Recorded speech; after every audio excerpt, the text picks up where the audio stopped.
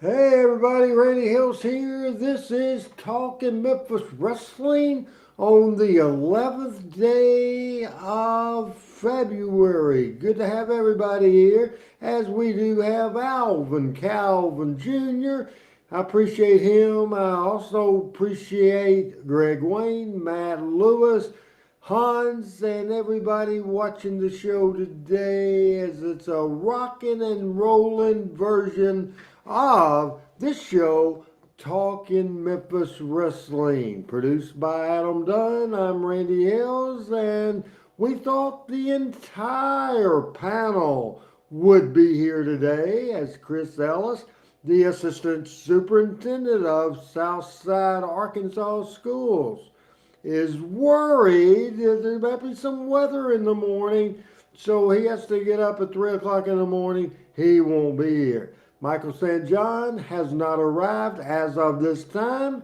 Neither has Pat Trammell, and we'll keep on kicking and keep it on because we have great content here today. I want to say hello to my friend Panetta PJ is in the house. Also, Al Tuttle is saying hello to Adam, saying hello to me, and of course, he's back, and that's Randy Dandy Randy West. And Randy honored me by watching the Power Pro show, and I'm telling you, my emotions are all torn up. If you did not miss that show last night, it will be the last of our Monday shows. It will be the last of our Power Pro Wrestling watch alongs. And we showed show number 154 from April the 14th of 2001. We had never told before stories, and it was just very interesting shows. So check out YouTube, check out Facebook, check out Twitter, check out them all to figure out, if you didn't already know, this is good stuff coming up on that you missed on last night's show. I want to say hello to Matt. Once again, Frank Seaton is in the house, and we got a lot of people, including our North Carolina buddy, BC Brad Collins, is in the house. All right. I was not alone except for 3 minutes. And now we have company here on Talking Memphis Wrestling and want to bring in a co-host of this here program. Come on in. All right, hello everybody. Good to be back home. Been a few weeks. How you, boss? How's the don't call me that? You know, I had a rule with Sonic. If anybody called me boss, of course you're not paid anyway, but if any call, and I've done this, I hate that. And if anybody called me boss in Sonic, they were immediately fired. Well, I Immediately. won't do that again. I Thank you, BC. hated that. I hated that with a passion. It's a term of respect, but I'll How respect your wishes. how is your life? And give me a first take and the second member of the panel. He's earlier than he was last week. That I had to ramble on for 9 minutes before I had any help because you were off God knows where. First take, Pat Trammell, full screen. Well, I'm glad to be here. I'm glad to be here to relive 1986, a pivotal year in my life. A pivotal year in my life. I finished college and I started graduate school at the University of Alabama, and I was dumped by the girl that I thought was the only girl in the world, and so I had to make a new start. But she ended up marrying a rocket scientist, so she didn't do bad for herself. And Suzanne got a hell of a catch. I am shooting now, man. Pat got a hell of a catch. First take. First take, looking forward to new beginnings tonight with the the ascension and of the young Jeff Jarrett, and he's still going strong. And I always love this part of his career, and excited to see that. And I hope that everybody that's dealing with weather in the Midwest and Upper Midwest and into the East does well in all the snow. All right. I don't know And what kind good, of weather we're going to get here, but we're supposed to get some, especially around Southside Arkansas, where Chris Ellis is, and that's why he couldn't be here because he has to be up in the wee hours of the morning checking the roads to see if they're going to open school or not. So, Chris, pray for him tonight. He's going to be maybe driving in some bad weather at 3 or 4 o'clock in the morning. well, I will. And good to hear from our friend Matt in the UK. Matt, what part of the UK are you in? I like going over there. Was over there a little while. So ever. Uh, Shane, to ask your question, I think everybody wanted to try booking wrestling. Uh, and I think everybody thinks they can, but I think it's probably as we're seeing on several of our one of our at least two major wrestling promotions, it's harder than it looks. Randy, were you nervous the first show you ever booked? No, I knew Okay. it was good on paper, and I knew the talent was good. And Jerry, I knew 2 days before because Jerry Jarrett was in Florida. I just assumed that he would do it in Florida and call me and give it to me. But he called me all right, and he said, "Have you written TV yet?" I wasn't going to say I didn't know I was supposed to. I said, "I'll have it ready in about an hour. It's not complete yet." Well, by God, I hadn't even written open on the format. So that was in 1986 for sure. LL is in the house. And so Al says, so RH, no more shows on Monday, just Tuesdays. There will be no more regular scheduled show at all, no more Power Pro Wrestling as we went through the 154 shows. Appreciate all the great feedback, and it was a fantastic show. A little controversial at times when I told stuff I probably should have kept to myself, especially on the time I wanted to kill about 3 people. I probably shouldn't have said that live on the air. But still, the Randy Hales show, anytime there's scoops, if there's a WWF or even a AEW pay-per-view that excites me, certainly we will be in with the review. Late breaking news will come in with the review, and it doesn't have to be about wrestling. It doesn't have to be wrestling at all. So before we bring Michael in, final thoughts on your first take. Just really excited to be back. I'm hopeful my schedule won't be as nutty as it was for a while, but just excited to be back with my friends and our friends watching, and look forward to tonight. All right, thank you very much. Good to have you back, Pat Trammell. He graduated from Vanderbilt University in Music City, USA, Nashville, Tennessee. That's even before that. That's when the radio bug hit him. The career was started. He kicked ass in the Nashville market.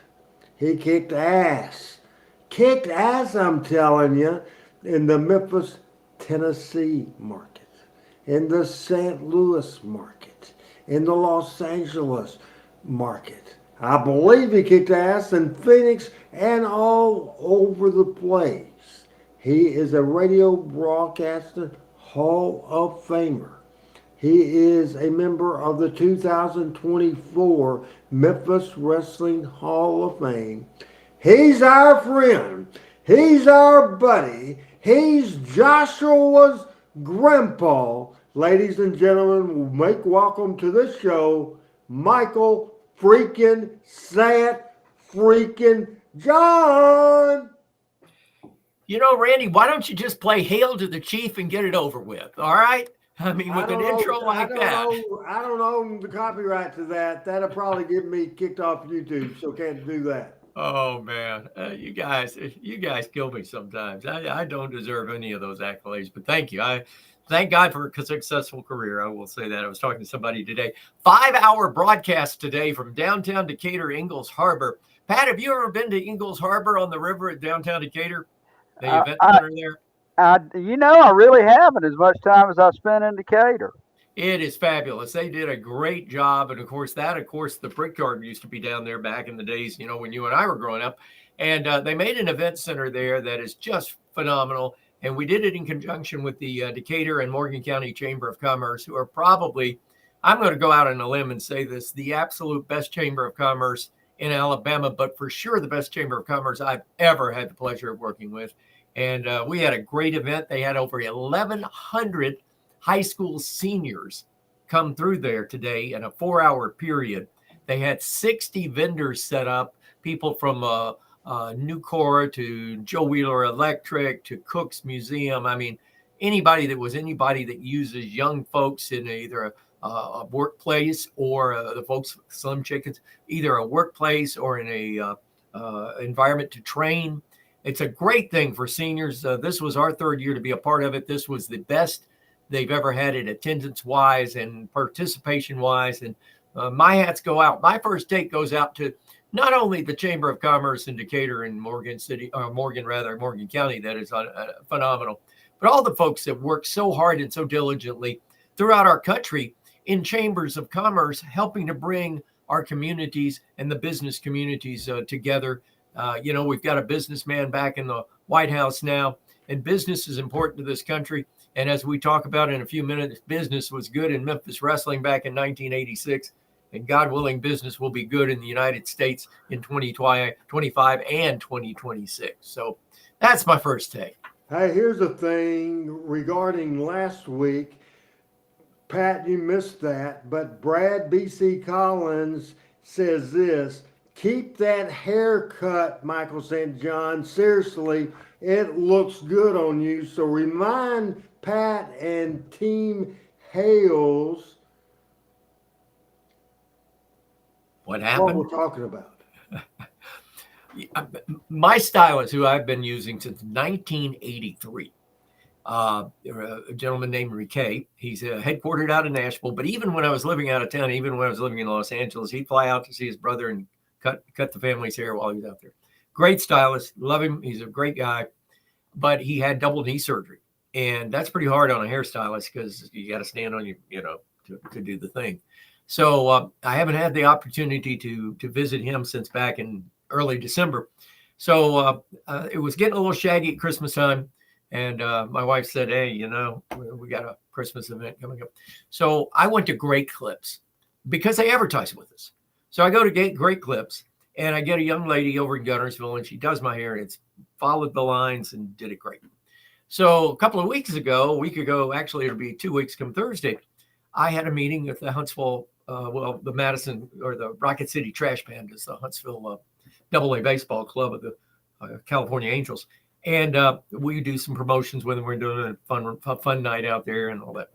So afterwards, I said, I need a haircut. And I was right out there. So I said, hey, Siri, Great Clips near me.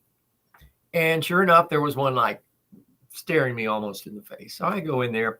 There are 3 stylists. 2 of them have people in the chair. The other one is about a 61 or 2-year-old Oriental lady, about this tall. And I go over and I said, I want to do the same I have. I said, take about a half an inch. And she go, oh, half inch? And I went, half inch. Well, more than a half an inch later, about 2 inches later, I got halfway scalped. So last week I was commiserating on how bad it was looking. And all of these wonderful people out there, and God love you. I know I love each and every one of you, but I don't agree with you on the hair. Everybody else likes it. My wife likes it. I mean, I'm taking a little ribbing from the guys at the station, but anyway, that's where it all comes from. So I guess that's the original hair back in the day. That's the after COVID hair, but that's a Riquet hairstyle on the right. So, oh my God, who is that guy with? Somebody said I have a porn stash in those pictures. Does that look like a porn? Somebody said you and Yes. Ron Jeremy. I mean, I never realized it was that pornographic, but I guess. This is a conversation I have no interest in. I just, I wonder why, Pat. I really yeah, wonder why.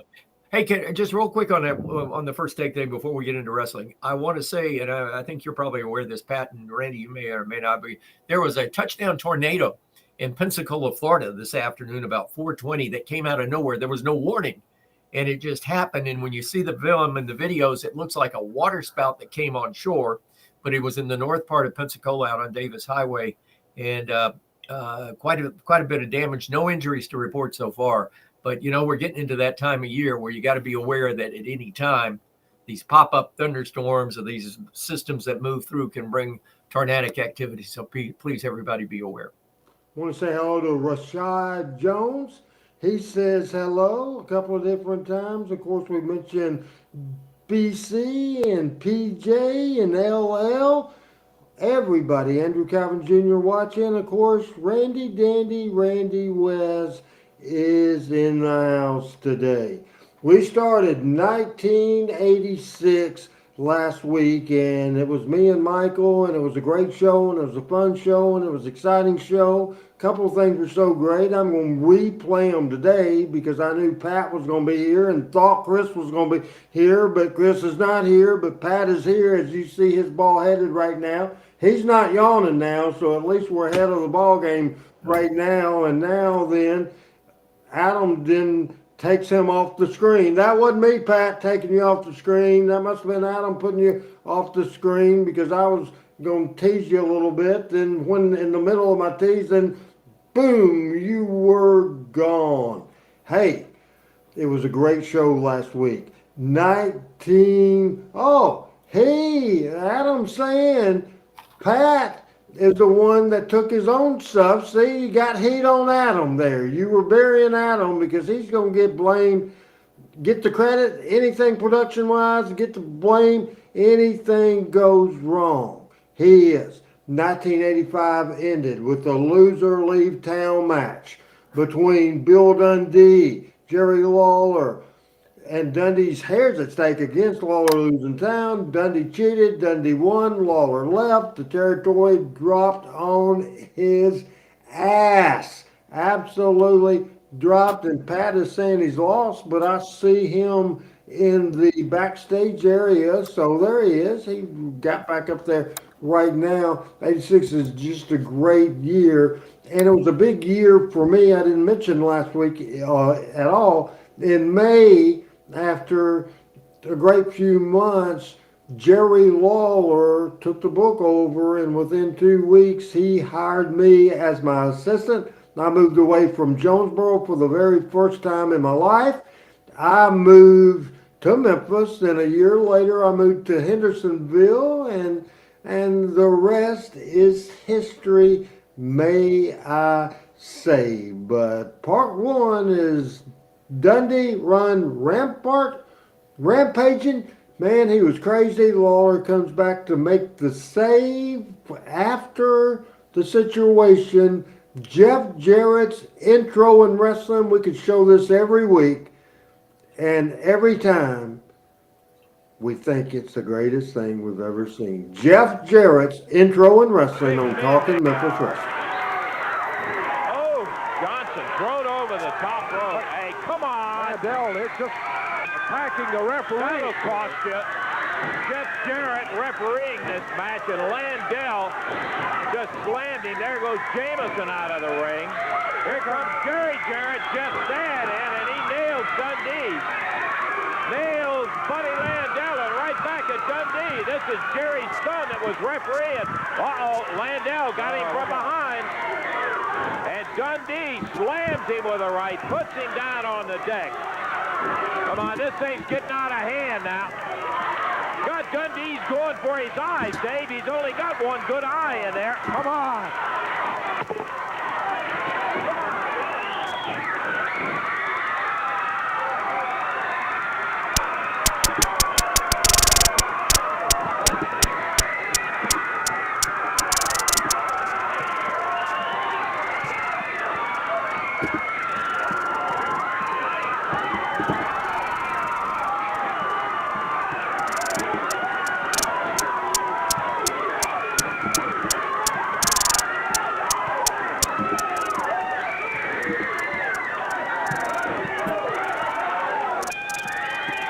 Now, folks, this is a damn exciting deal. Here comes the Dirty Dutchman, the old shower gimmick. The people go crazy at the WNC studio. Man, as Shane says, it is crazy that we have watched Jeff Jarrett's entire career. Here comes Eddie Marlin, Bugs Bunny, Fast Eddie. Doing the damage they were doing to Jameson. The heater of Just doing Memphis his Wrestling. job here. Eddie Marlin. Get some Jerry's only got one help good right eye, here, they go Lance after him. Russell would say. And start gouging in the eye. That's the sickest thing I ever saw. I'll tell you one thing, that is absolutely ridiculous. With guys, something's got to be done about guys. I've had enough people, and I know you have too, Dave, say, are you guys just going to let Dundee take over the entire program? And the answer to that is no. Something's going to be done about it, because I'll tell you one thing, I know Marlin's going to do something, Jerry will do, and I can guarantee you this is one place I'm not objective about the thing. It's ridiculous. It's bad enough when they come out here and do some of the things they do to like Jameson and Johnson. Sure, they're their opponents. You go in there, you beat them in that, but you don't start beating them around. And then you jump on a kid just out of high school like that. Then his dad comes out and tries to protect him naturally, and the next thing you know, they're in there digging at his eye, the only eye. He's got one bad eye, and they're digging at the only good eye he had. Something's got to be done about it. That is sick. Lance, I don't know what I'm going to do. Oh, God. Listen.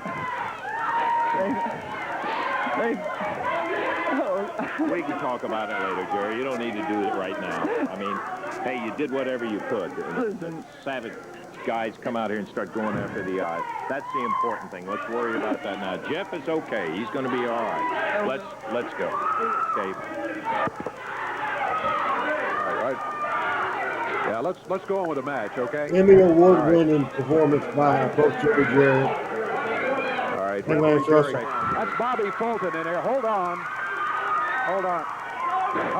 Hey, ref, hold it just a minute, referee. Hold it. Can we stop just for a minute? Eddie Marlin. I want to tell you something. Jerry Jarrett's been in my family for a long time. He's a leader. He knows what to do in any circumstances. This is the first time that I've ever seen him in this situation. They tried to put out his one good eye. When he got his eye put out, he didn't cry about it. He did tell very few people, but I knew about it. They beat up my grandson. They put him out. Jerry don't know what to do, but I know what to do. He's the leader, and when he's around, I'll say, what do you want to do, Jerry? And he'll tell me. But he's not here to tell me now, and I know what to do. It's one man that I know of that I can put in there with Dutch Mantell, and they can take care of those two guys. And that one man is Jerry Lawler. I don't care about the contract, Bill Dundee. You can sue me. You can sue the company. You can put us out of business. But Jerry Lawler, I'm going to go get him on the phone right now. And if I can get Jerry Lawler to come here, he will be against Dundee and Landell. Now, I'm going to call him on the phone, and if I can get him, he will be here. All right. And it's no big secret that I fell out with Landell. That was a memorable television show from March the 1st, 1986. I commented last week, pictures are worth a million words. Michael commented last week. Now, Pat, we've shown this on this show again, and probably will show it 500 more times before the end of this series is over with. Your thoughts as we saw that one more time. Well, every time every time I watch it, I get something new out of it. And, everybody in it was perfect. But the thing that I focused on tonight is what a great job Jeff, who had been around wrestling, but obviously was not a seasoned worker, how well he sold that. And that was so hard to sell because it wasn't a regular wrestling match. But he sold that so well. And Dutch, of course, was just, Dutch won me over forever in this whole angle. And I mean, it's just, I can't, I could watch it every day. Thoughts, Michael, if in case, and I'm sure there's people that watching tonight that might have been in the cave and hadn't ever seen that before. So your comment, do you agree with me? Emmys to Jarrett, Emmys to Eddie, and the big Emmy to Lance Russell. Oh, absolutely. Lance put it over. I mean, I'm watching that again tonight, and we watched it last week. And what dawned on me tonight is how the believability of every element of that whole segment that we just saw, you were believing every bit of it. Not like wrestling today, but you believed every bit of it because it was real. And what can you say? You've said it all, but I mean, my God, that's epic. It's epic. So good. It is so good, man. The one thing I thought that he had, not even a secondary role, but a third role, the one thing that I would say about Dave, he got madder. It was usually Lance's job to get mad. Dave got mad as well. I thought that added to it big time. The other thing that wasn't ever done before and has never been done since that I know of, two different occasions, Dave stood up and held up the match. So it was so important for Dave to talk to Eddie that he told the referee, hold on, I got Eddie Marlin over here, hold on. And so the wrestlers just stopped. Right there, you had the Fantastics, you had everybody there. I think that got overshadowed by strong performances from Dundee and Landell and Jeff and Jerry and Eddie Marlin and Lance Russell. Man, that's what I got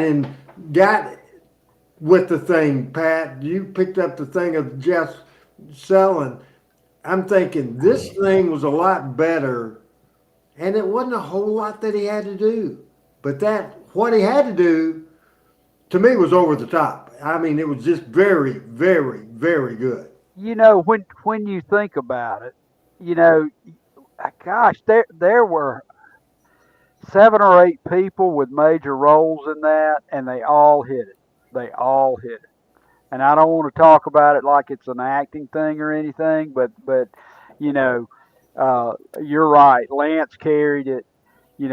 Jerry's emotional discussion, Eddie upset and making a decision. Uh, Dutch in for the save out of the shower. You're right. That's a classic wrestling thing. I mean, it just absolutely worked. And you could never. I'm for him. I'm for all of them. Tony Khan could not make that happen because everybody on there, with the exception of Jeff, had been working together for years and years and years, and they knew each other's timing, and they knew how they did everything. And part of that is what just makes Memphis wrestling so great, because when you do it night after night after night, as tag team partners, as opponents, as turn heel, turn babyface, all that, how everybody is supposed to work a match. And that match was worked as well as anyone I've ever seen in my entire life at any level in any promotion. And that includes every Royal Rumble, every event every Starcade, everything you ever want to talk about. That TV, March the 1st. Then in April, the debut as a professional wrestler of Jeff Jarrett. It was at the Mid-South Coliseum in Memphis, Tennessee in April, and it was against Tony Falk. And they were going to go to the moon eventually with Jeff Jarrett. But in this particular time, the veteran was Tony Falk. Results of that match? It was a 10-minute time limit draw. So Jeff Jarrett did not beat Tony Falk, but Tony Falk did not beat Jeff Jarrett in his debut match. And he looked like a young kid because that's exactly what it was. And it's just so good. We don't have the match from the Mid-South Coliseum in Memphis, but we do have the Tony Falk Jeff Jarrett match that took place a few days after he had his first match on Monday. On Saturday, he had his first TV match. This is Talking Memphis Wrestling. Pat, Michael, Randy, and Adam producing.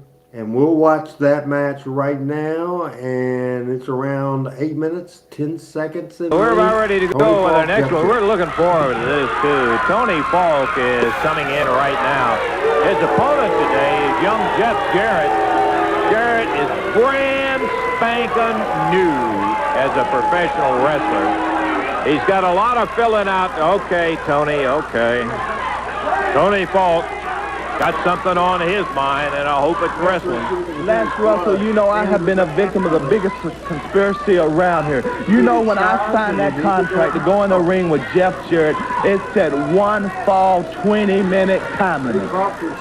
When they announced the match when I was in the middle of the ring, it said 1 fall, 20-minute time limit. Yes, it did. I know what it said. I read the contract. Anyway, Lance Russell, I was going to teach this boy a wrestling lesson just like I said I was going to. I was just putting all my fancy takedowns on him, and I was really rubbing his face in that mat.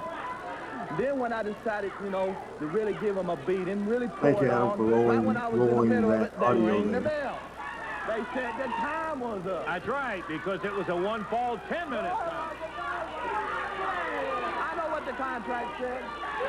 Well, just so you know what it is today, 1 fall, 15 minutes. That's exactly what it is. That's what I want to know. You mean this is a 1 fall, 15-minute time?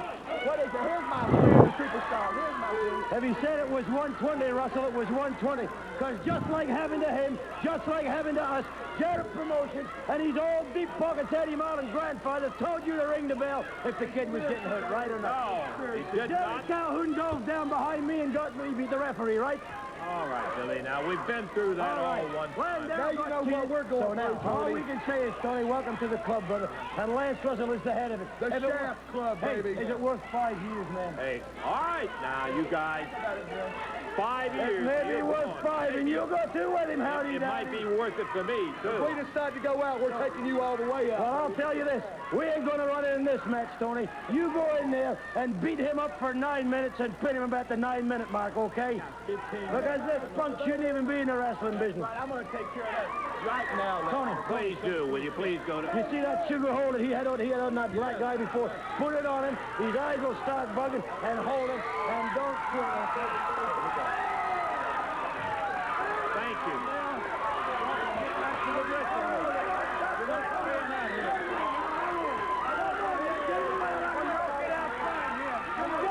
Billy Travis, that's Mantell, Shoe Baby. And the Hales are cowering here. Imagine that, Michael. Really, this is cool.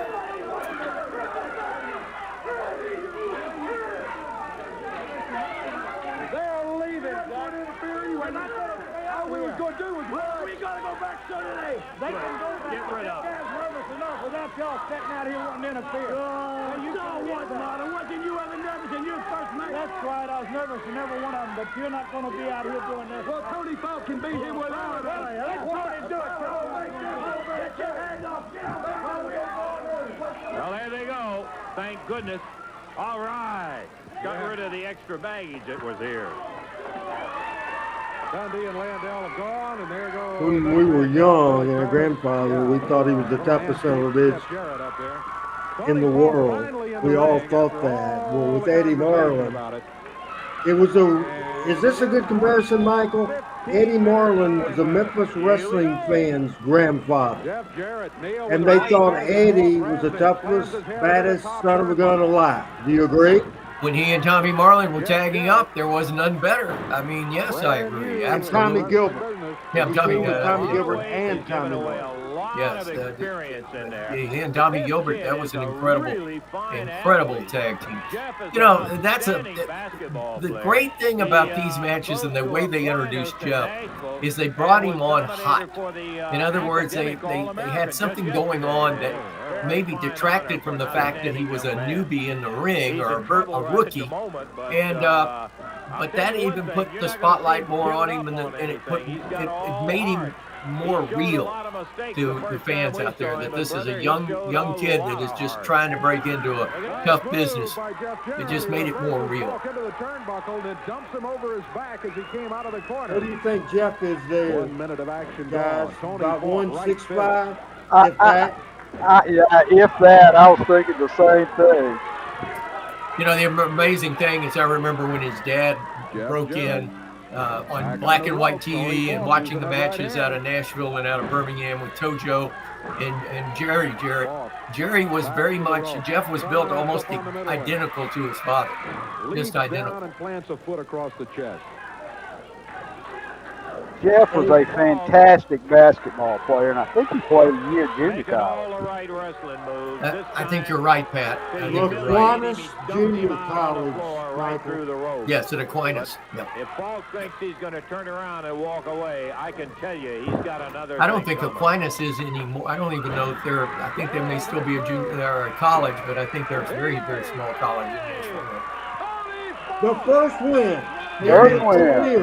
Of Jeff Jarrett gets the win right there. Jeff Jarrett and Falk, Gaddafi, and Pat Rose have the door blocked to prevent help from coming in from the dressing room. They're holding the door over there so they can't get in to help Jeff out.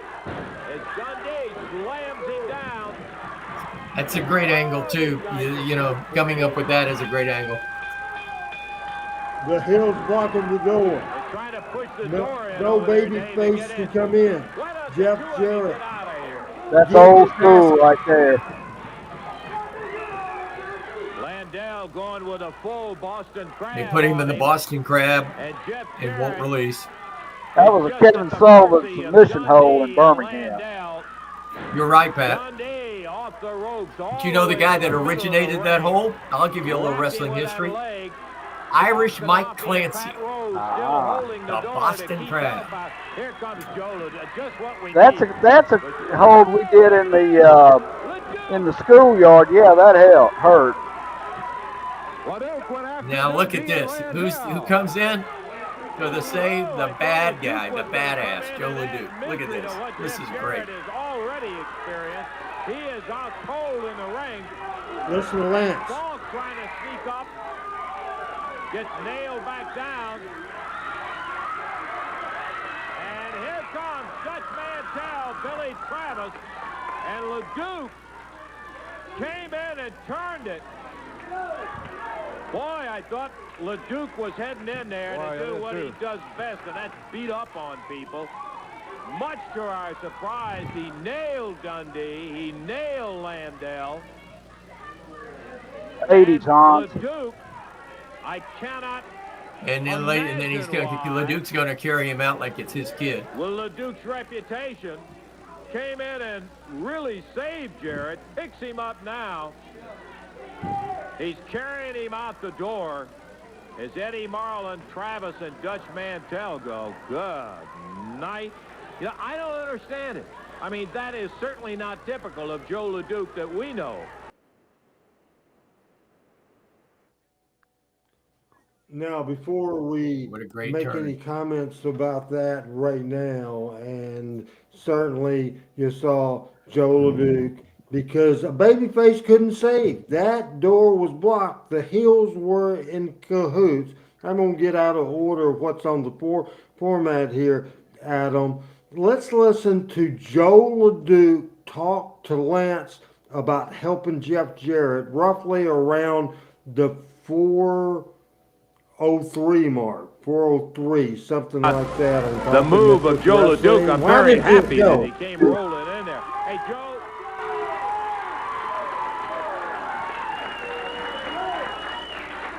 Just a second, Joe. I just want to ask you one thing.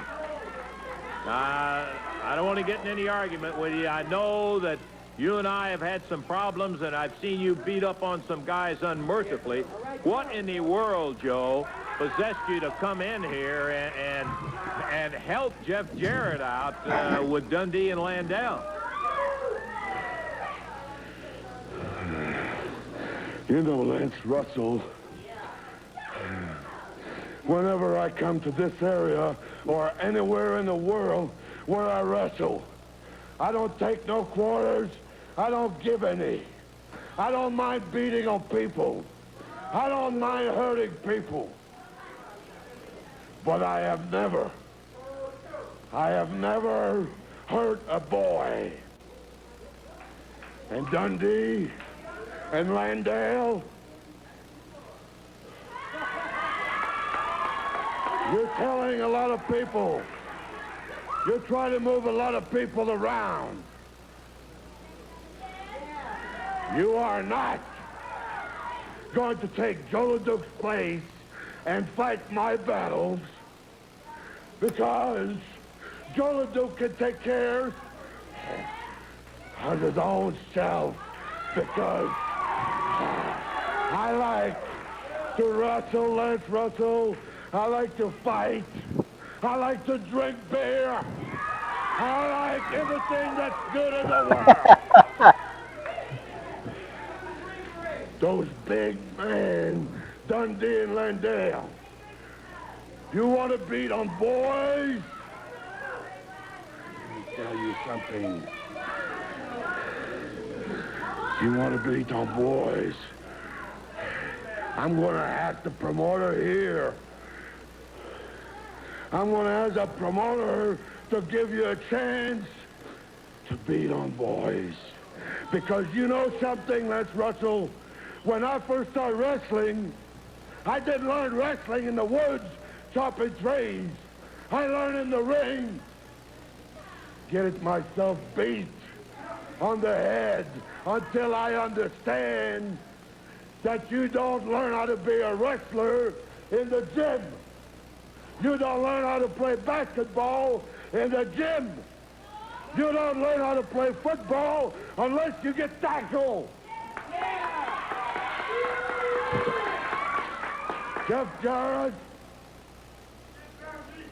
here's a message from LeDuc. In the ring is where you learn. Joe LeDuc with the interesting... Hey, Joe, He's saying, listen, he says, where do I go now? Yeah. Where do I go now, huh? Yeah, you go ahead and pick There the is right, PJ. And That's Richard, all of you. course, What I've been around a minute really or two. complex guy I for a guy certainly that seems to be remember so simple. Here's a guy in his own logic. taking the axe He comes to his in, arm. he Of nails course, Dundee, that was he in nails- like he nails 78 or Landell. 79. And yet he's We're standing there talking and he's about telling Jarrett 1986 he's not now. going to fight We've his showed that battles on for this him, show because the only before. place he's going to learn it is right there in the ring. Makes a lot of sense in that respect. Maybe the most sense I ever heard Joe make. We're going to take time out. We'll be back in just a moment. Well, there is so damn much impact in that situation. First of all, I'll say this, that at this point, you had to have Jeff because he was going to be the seller and the underneath guy until he got experience and weight on. Who better than Joe LeDuc to make that, be in the corner and make that comeback after a hot tag? And I thought, watching Joe LeDuc's career since 1978, that's the best Joe LeDuc interview I've ever seen in my life. Michael, we'll go with you. So we have two videos to talk about. We have the Tony Falk, who freaking is great, who was a part of a lot of major things in Memphis, and we forget about him, especially some people that don't get it said Tony Falk wasn't deserving of the Memphis Wrestling Hall of Fame. Adam, you know who said that. I've told you before. We won't go there. But Tony Falk is great, and that was a great way to debut Jeff Jarrett as a wrestler on TV in Memphis and Louisville and in Jonesboro and Evansville and Lexington and Nashville, all over the territory, big cities, small towns, name them all. What did you think on those two videos? Well, first of all, Tony Falk was one of these, and I love Tony. I think the world of Tony and his son, for that matter. But Tony was one of these guys that could do all. I mean, if there's a career that was undersold in the wrestling business in Nashville, Memphis, in our area, it probably is Tony's. Referee, could be a manager, could be a heel, could be the fall guy, could be the baby face. You could put him over. Tony was really good, and I love working with Tony anytime. So for Tony to be in that role, I think that was a perfect match for Jeff Jarrett to be in and to get his first win the way it happened. And it happened coming in, with the sunset flip and the roll up and all that good stuff. So I think that that's again just excellent booking and excellent storytelling. And then, of course, coming up, the great thing that I always loved about Dundee in when he was in character as a heel was the unexpected. He was fiery. God knows what he's going to come up with. Whoever came up with the idea of putting the heels up against the door of the babyface locker room so they couldn't get out. I mean, the whole 9 yards. That's classic. That's classic booking and wrestling writing. And the thing about it is that whole episode we just saw in both of those videos, the best part of that, it was never rehearsed. It was talked about, but it was never rehearsed by any of them. And look how good it came off. Look how it today, I dare say, and I bet our audience would agree with me, I dare say that you get as involved emotionally watching that today, knowing what happened, as you even did back then. That's how good it is. Fantastic. Okay, we'll let Pat talk about Jeff and Tony Falk's match. Then we got to talk about Joe LeDuc. But first, Pat, talk about Tony Falk and Jeff Jarrett. Well, I mean, I agree with a lot of what Michael said, but Tony was if you watch his career and if you watch a lot of this era of Memphis wrestling, you're going to see a lot of Tony Falk. And yeah, an underneath guy, but a craftsman, and that was a very good match, and he sold the finish as well as you could sell it.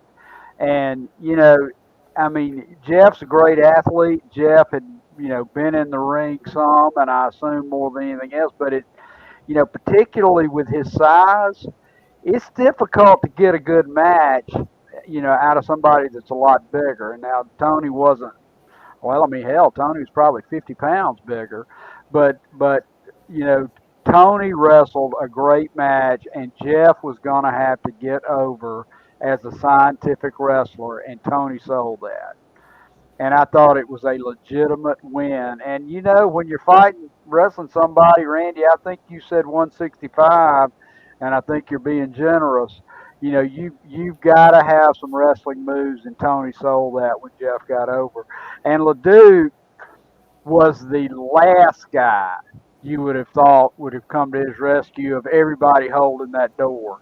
So, that puts it over in a whole different arena. So, Michael, you talk about the whole segment when the Hills had that door blocked and there was no babyface that could get out there. Then all of a sudden, here came Joe LeDuc, and we saw exactly what we saw there.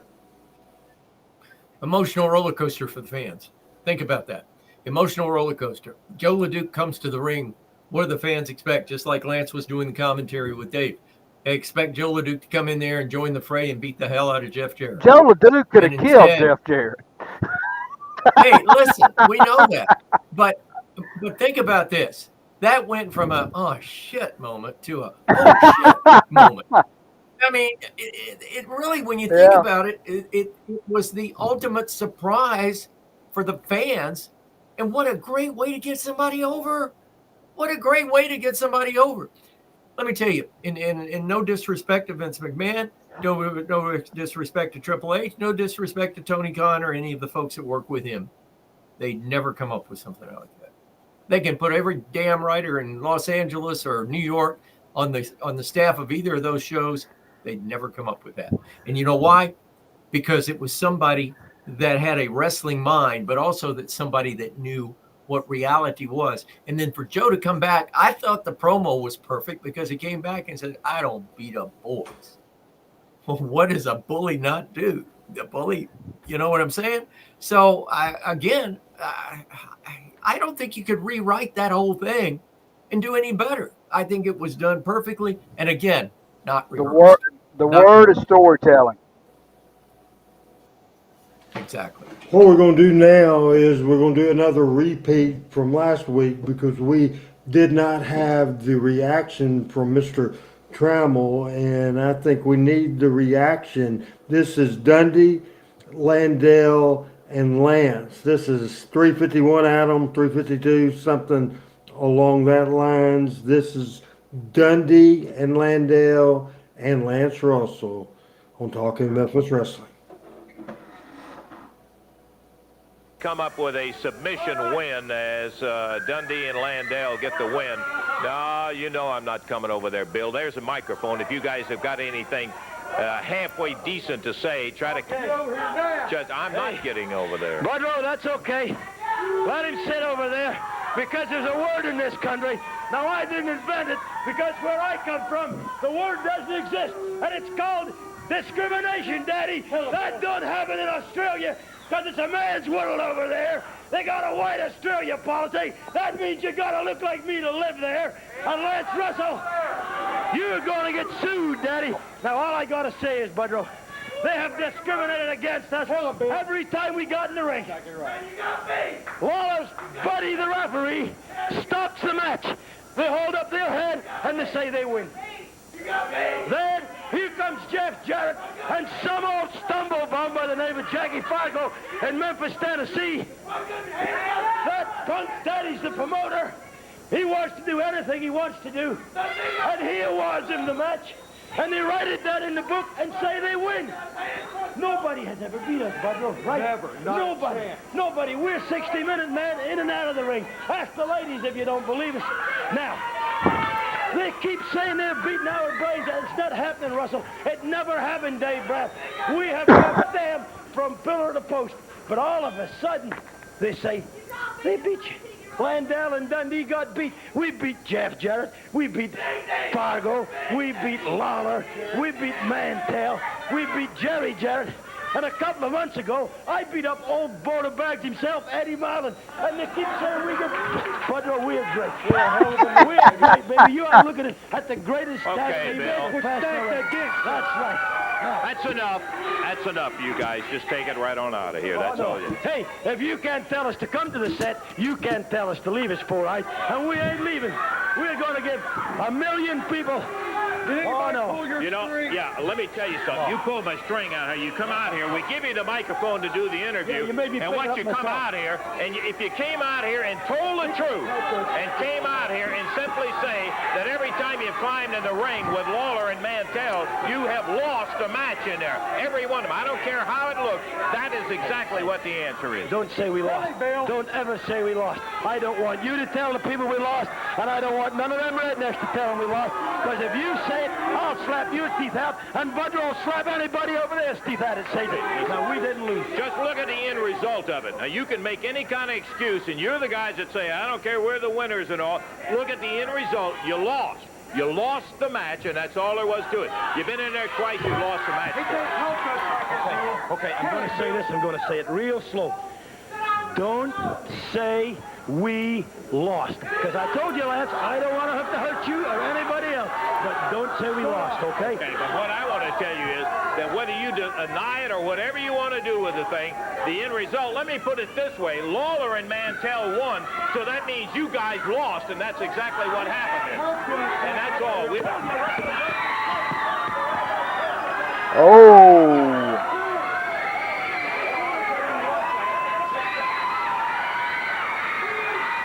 Look at Lance's facial.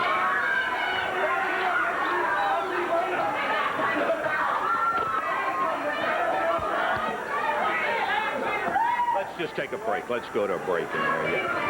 You know, that's. We'll lead off right now with Pat's thoughts. Had you ever seen this? I've never seen that. I thought while they were talking, when he said, "Don't say that," I thought, well, how's he going to get out of this? Because you can't hit Lance.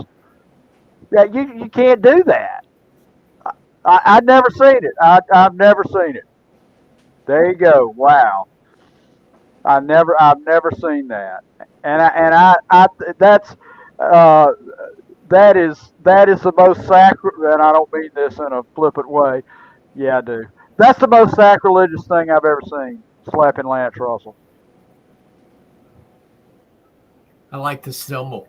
And then he comes back, watching clench his fist when he comes back. Yeah, and being yeah, yeah. Typical, like seeing clench his fist. Yeah. That's good. That's good. Wow. Well, this is some strong TV. It really is. Great stuff. I want to say hello to Crazy Gale and everybody watching Talking Memphis Wrestling. BC Collins says, great stuff. Just tremendous stuff. And again, the Academy Award goes to Lance Russell. Right? And you know what? I've watched a lot of wrestling, and I appreciate Michael, appreciate Sterling Brewer, appreciate Gordon Soley, appreciate Charlie Platt. Never seen any of them get hit, I don't think. Gordon Soley did by a magnificent Morocco, and Roddy Piper made the save. Okay. Was he hit or pushed? Or physically assaulted for sure. Now, me, on the other hand, I got slapped by Brother Love and choked out by Tom. Okay. That's because Lawler said, you can go with Michael. Michael will go with it. But I was also in one of the funniest moments, and Downtown Bruno brought this up at the Hall of Fame. I'm sitting at ringside doing a opening commentary with the gentleman that Randy had helped me with the name because I'm having a senior moment that had taken over when Lawler sold the company. Larry Burton? Larry Burton. And we're doing, and Larry's out there to do the quote unquote intro with me. And I know, was it Tony Friedman? Tony Friedman is the guy that announced that Bruno went after. Okay, then it was that was sitting with him, I guess, because Bruno comes flying out. We're in the middle of the intro and goes after him, and it's not on the rundown sheet. And so I'm like, okay, well, they added this, so I'm selling it like it's part of the show, and come to find out it's a shoot. And somebody in my earpiece about 20 seconds into it, and I'm treating it like it's, oh my God, we're starting this show with a crazy. It's not part of the show. It was Downtown Bruno going after the guy. So that was one. And when Bruno and I we were commiserating, and I was laughing about it, and he said, I've never seen a look on your face ever before or since. And my wife was standing there at the event, and she starts laughing. He said, I've never seen Michael's expression before, because it was like an oh my gosh moment. And then I started just talking about it as if I'm doing the commentary of it, and it's a shoot. So nobody told the old mustached guy. That's great. Ahmad, nobody gets as upset as a grandmother watching wrestling. Amen. We are in the just completed our first hour of Talking Memphis Wrestling tonight. Now, we showed some good stuff. We showed some great stuff, and I think that it's important to do that as we continue 1986.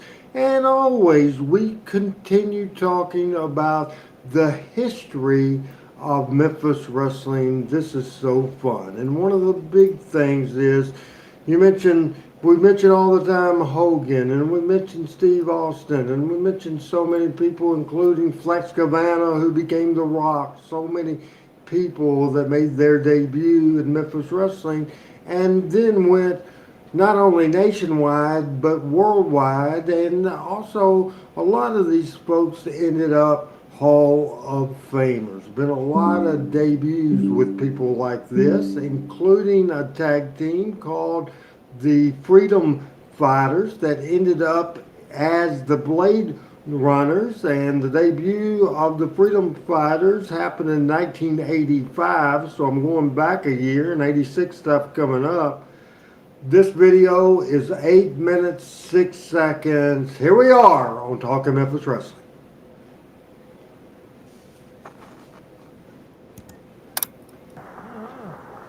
What a good group we've got today. Hello again, everybody. Lance Russell and Dave Brown right along ringside.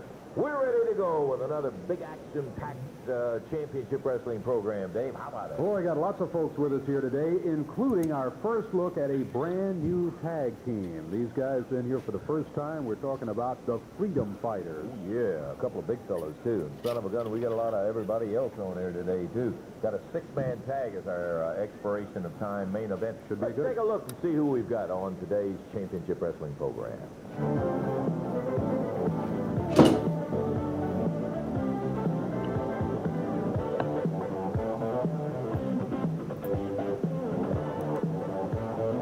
Michael, do you remember when they did that for a few weeks?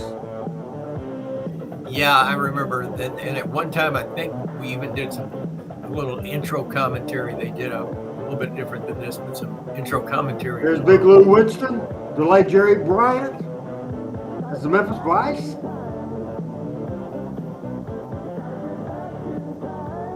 Pretty much, I guess we should mute that audio, Adam. Video is over, huh? Yes, Okay, we're going to be in the ring here in just a moment. Yeah, Randy with our Dandy, first Randy opening West. bout. Right did now, that. I was out in California the last year and a half doing some wrestling out there. and how about the record for the Freedom Fighters, Steve? We've only lost 2 matches. Ultimate Warrior and Neither one Sting. of those were really legitimate losses. We get hit over the head with chairs and tables and everything like that. You know, they got to do anything they can to beat us. I can see that. I don't consider them legitimate then. Yeah, well, that's an awfully good record starting out for young fellas. I'm standing here. I have heard this, and I know the weight. Jim is 285 and Steve is 260. Wearing football pants? 22-inch arm. Different look. I understand. 20-inch arm over here.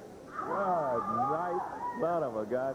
Hey, I tell you, there's no question you got the physique for it. Let me ask you this, the important thing, because I know they'll kill me if I don't find. They're kind of nice in the Mid-South, so we're looking forward to meeting them. You bet your life. We got some lovelies around here. You better believe it. We want to wish you guys the very best of luck.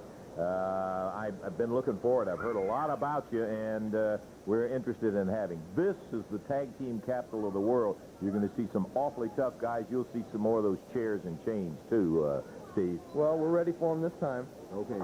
You ready to hit the ring? We're ready. Okay, let's get them up there. The Freedom Fighters. Davey, we're ready for the first act.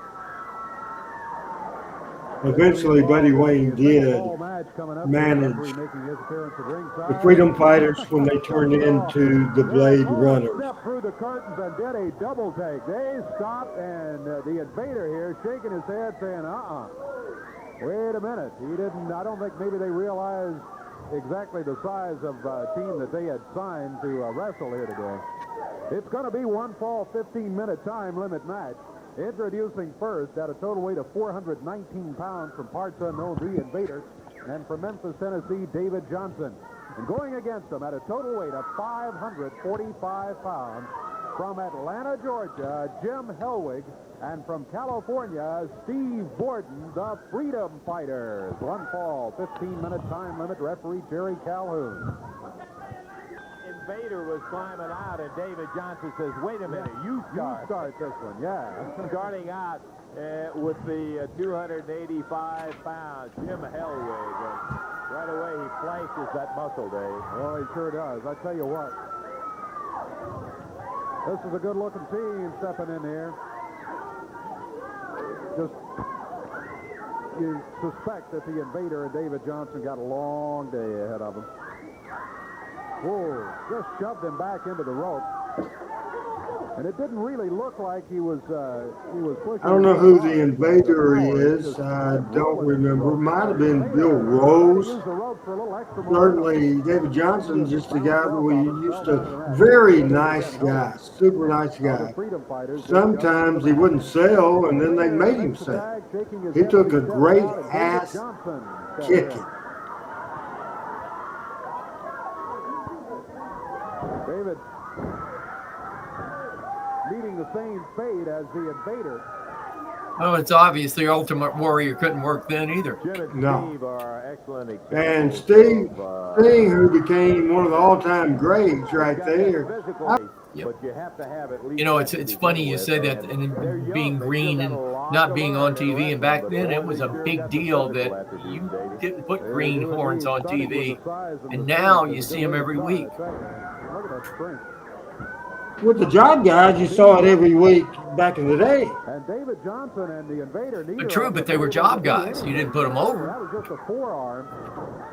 He didn't hit him with a fist. He hit him with a forearm. Johnson bounced into the mat, heads for the corner. You know, you look at the timeline of Memphis wrestling and all the superstars that came down that pike. And I dare say that Randy, until probably 15, 20 years ago, wrestling superstars somewhere in their dossier had a period of time in Memphis. He's got about 5 inches in height and a whole bunch of pounds. Yeah. And they just get bigger. Look at the body on that, Jim. Yeah, and he is the bigger one, and neither one of these guys are little, let me tell you. Once again, top wrist lock doubled and off into the ropes. The invader. I think the invader was just trying anything there because there's no way he's going to be able to make a top wrist lock stick. Now they still couldn't get him off his feet. Both the freedom fighters in there now, Steve and Jim. Steve has the invader up on his shoulder and slams him in the center of the ring. Jim just kind of drops David Johnson out in the center of the ring. There's cover, count is 1, 2, and it's over. I don't think the invader and David Johnson are that upset that this one is over because they just were unable to get anything going against the powerful team of the Freedom Fighters, Jim Hellwig and Steve Borden. An impressive debut here on Championship Wrestling.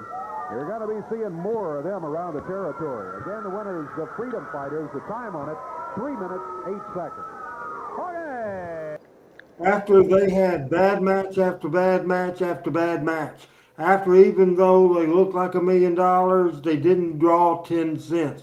Then the Freedom Fighters needed to be switched heel, and that's what Jarrett did in this video right now. And let me look here, and this is very interesting video. It's 4:53, 4:54, 4:55 time-wise, and it's the Freedom Fighters turning heel. Been at the top of the card yet with some of the top guys, with Phil Hickerson. And well, it takes a little time, Jim. I mean, you know, this doesn't happen overnight. Well, we understand we're a little green and new to the area and stuff like that, but when you take into account what we look like, our physiques, and the rock-hard muscle that we're carrying, you know, that should add up to some of the disadvantages compared to, you know, the fat people, the king of all the fast food restaurants, Jerry Lawler, and Phil Hickerson. Spends his days, he never goes to the gym, never seen the inside of a gym. Yeah, but he's held a lot of titles now. Let me make that difference right there, that Hickerson, and I have always agreed with him, but the son of a gun has been at it a long time, Jim, and you and Steve, I think, got to take that in consideration. Title shot. Well, I think they're probably in a hurry, Phil, and I got to say, man, I ain't got nothing against you, you know. And since y'all been here, I've been trying to hit y'all, you know. I've been talking to everybody. You ain't got no right to come out here and say, hey, yeah, I had to see the inside of a gym and I'm fat. And then I said, you don't have a right to say that. Let me tell you something. You know the reason why you had to wrestle against Lawler and any, like Dundee, Mantell, myself, or Coco, the reason you two have not wrestled in them matches because you're green and you don't know how to wrestle. The only thing that you know how to do, brother, is to pull them fixtures down and put them steroids in booty. That's the only thing that you two idiots know, and you know it. You know, 22-inch arm, I'll put your head in there and smash it like a rotten tomato. Don't scare me one damn bit, brother, because one thing about it, I can wrestle, and I can fight, and that's something that you can't do. You cannot do either one. Hickerson being the redneck Hickerson, I love it. And the first and second matches the rest of your damn life. All right, Phil. I think they heard it out there. I think they got the Who was point. wrong about that? Come out here and say anything about anybody, brother. Yeah, we do. We have a lot of rights. All the help and stuff that you can. That's right. Yeah, I'm telling you that right now, boy. Let's go. Let's go. Hey, come on. Hey, Phil.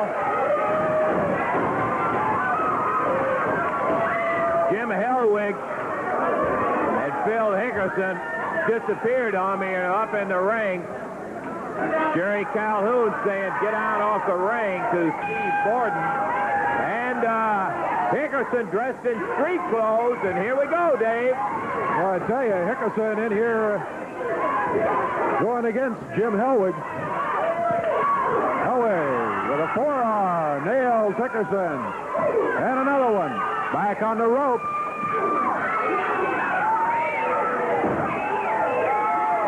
Hickerson coming back with a right hand of his own.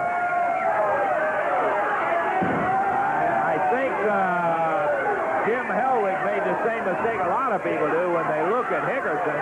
They think, oh, well, you know, he's not in shape or anything like that. Let me tell you, he's messing with one of the toughest guys you'll find around a wrestling ring anywhere. Toughest one's ever been around here, and Phil Hickerson, and I think Hickerson proving that at the moment anyway. He picks Hellwig up and slams him. Showed he could handle that 285, did he? Yeah. Hickerson says, you know, working out in the gym with weights and building the muscles is fine, but look out, Steve Borden in there. That's going to end the match here. It's now 2 against 1. Hellwig and Borden, the freedom fighters, with Hickerson back on the ropes. They whip him across the way. Double clothesline coming off of there. Now they both pick him up. No, got him high. You're absolutely right, Frank. Hickerson now trying to face 2 of these guys, and both of them are big. Hellwig at 285, Steve Borden at 255. Drop another elbow, and Hickerson, who I am certain with no question could. He looks just like P.Y. Chuhai. You think? Huh. Steve Kerr Never thought of that. with a big stool in hand. And while they may be young and green in the business, they weren't too dumb to stay around there and get their heads beat in. They left immediately. You better believe that. As Kern came in and took care of what action was going in there, he got rid of Hellwig and Borden and ran him out of there. Phil Hickerson, of course, in this unofficial match, gets the win on a disqualification.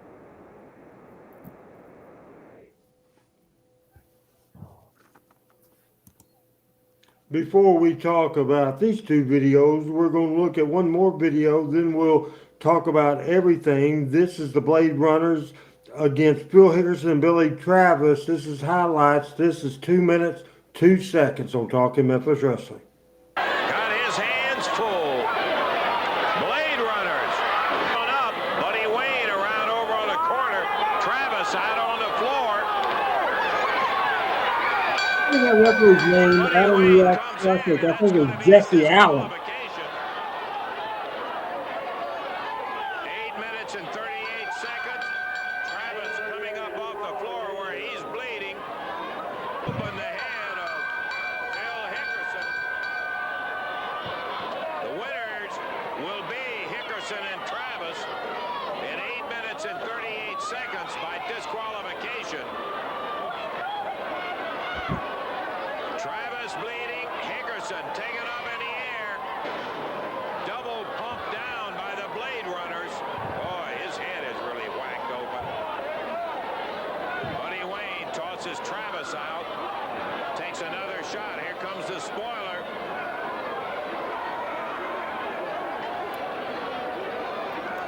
Spoiler, remember, he and Hickerson were partners. And the spoiler using the Oh, there we go. Going after the Blade Runners. Hickerson Who was the spoiler? We're Southern Tag Champs. The French Angel, Frank Morrell, All right. makes the save. Beat on Hickerson. Spoiler pulled that boot off and went wailing after the...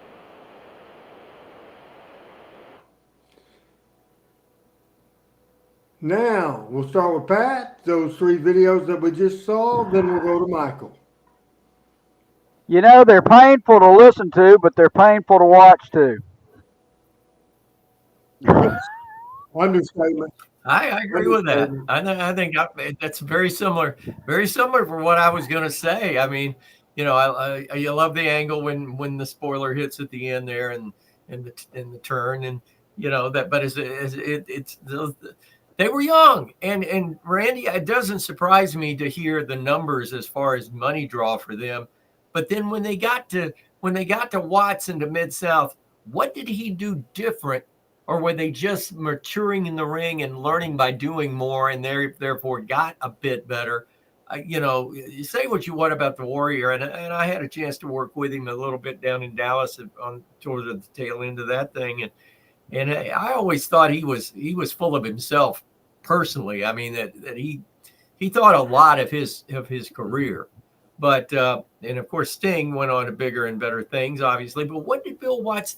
What was the change from when they were with Jeff and with Jerry rather to when they went with Watts and finally got over? First of all, they worked with Phil Hickerson, Billy Travis, and Frank Morrell in Memphis, and they learned the business that way. That's the first thing. And then Bill Watts had a territory with more people in it, and he just slowly brought them along. And then Eddie Gilbert, and Watts didn't even take Ultimate Warrior. If he did, it was just for a cup of coffee, but he saw something in Sting. Eddie Gilbert was the assistant booker, then the booker there, so Eddie Gilbert liked those guys, liked Sting, and he's the one that pulled the trigger on Sting. Warrior was never over in Mid-South at all. I think he was, what was it in Texas? Was he called the Dingo Warrior something? Dingo Warrior, yeah. Like that, and what got him a job in WWF was his look, nothing but his look. What got Sting his job in WCW is that Ric Flair coming in working Bill Watts' territory saw Sting and said, man, that'd be a good opponent for me, because he saw the potential. Just different, and their career just evolved. Well, Dingo Warrior was over in Dallas like all get out.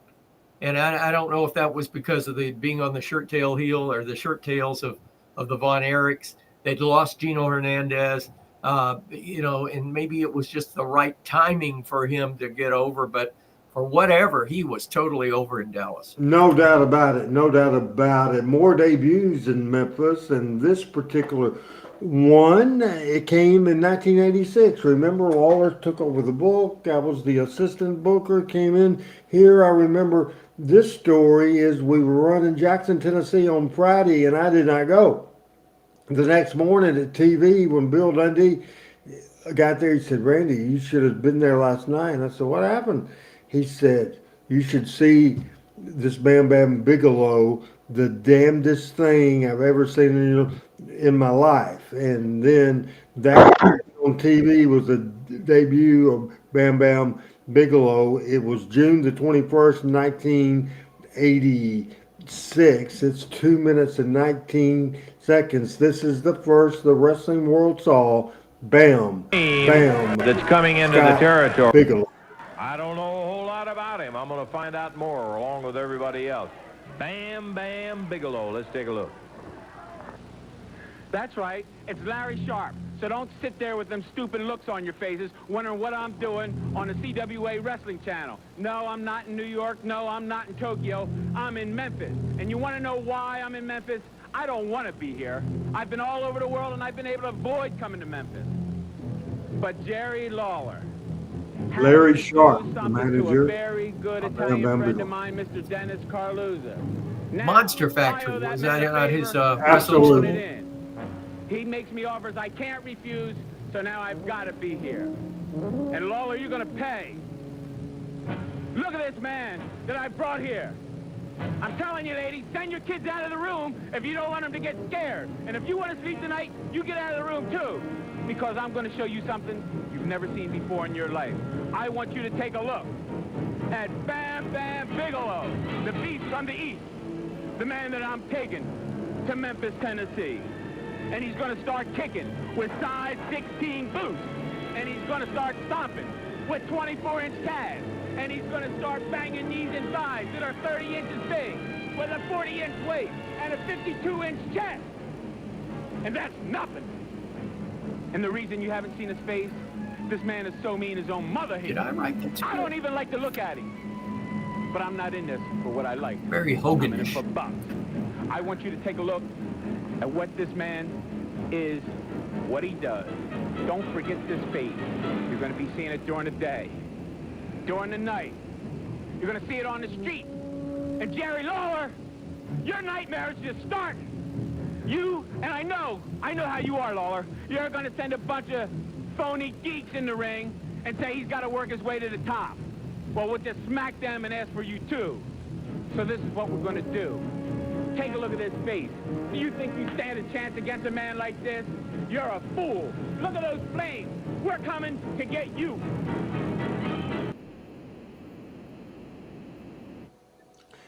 Bam Bam Bigelow and Jerry Lawler. Before we discuss that video, this highlights of a match, 4 minutes and 58 seconds. Match occurred the King, Jerry Lawler, and Bam Bam Bigelow. A coward waves the flag match. Well, there's Ronnie P. Gossett. It was a coward waves the flag First of match. all, I wouldn't send one dime to that fund that you just advertised. I wouldn't give him the time of day, much less a contribution. He's just like these freeloaders, always wanting money for something. Ronnie, let's leave that alone, all right? I wouldn't expect you to want to contribute. Well, anything. I won't. Let's take a look at some of the action. Bam Bam Bigelow and Jerry Lawler in a coward wave the flag match. Now, remember, Eddie Marlin is in the King's corner. I remember Eddie Marlin very well because he cost me the world heavyweight title, and I want you to watch this match very closely. There's Bigelow, Lawler going at it down on the floor. Gossett is in Bigelow's corner. You better believe I'll always be in Bigelow's corner. He's got something in his hand or he would have knocked him off his feet.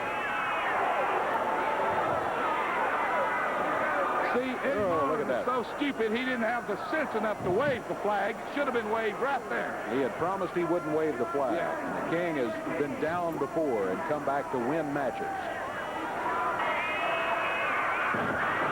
Bam Bam missed I the want you flag. to take a good look at this now. Bam Bam missed Look the at flag. this right here. You There's see Eddie. that senile Eddie Marlin? You take a good look at what he does to me. Watch this. Go, all right. Okay. You see that? Now I want you to take a good look. I see. Is that me waving the flag? No, but the flag is waved in Bam Bam's corner, and the referee stopped it at that point and said, that's it, Yeah, Lawler wins. yeah. Now you condone that. You don't say anything about that. That's all right when one of these little idiots like him does it. Well, I tell you, that's just the way it is right there.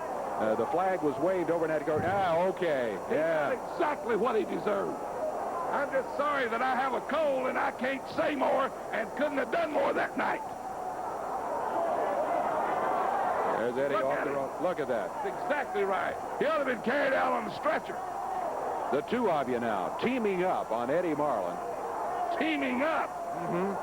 That don't look like Eddie Marlin. Bam Bam Bigelow's kicking. Well, Lawler tried to come in and help out, but anyway, that's the way Let me it tell was. you But something. Not only did that senile old fossil cost me the world heavyweight title, Dave Brown, he suspended my man Bam Bam Bigelow for 45 days. he did indeed. 45 days. Bigelow suspended for 45 days, and not only that, he should have suspended you. Hey, ain't exactly why I didn't submit him. Because I got something better for you, Ronnie P. Gossett. I got you signed in a match, big boy. Well, let me tell you something, Eddie Marlin. Before you go tooting your own horn, you take a look at what Bam Bam Bigelow had to say to you and Lawler.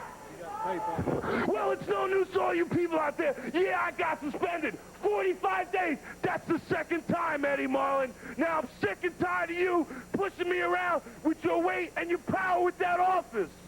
You know, it was Gossett that touched you and not me. And Lawler, if you think for one damn second that you're going to get away from me, well, I got news for you. You can suspend me, but you can't stop me from buying a ringside ticket. You better watch your back, King. That belt's mine.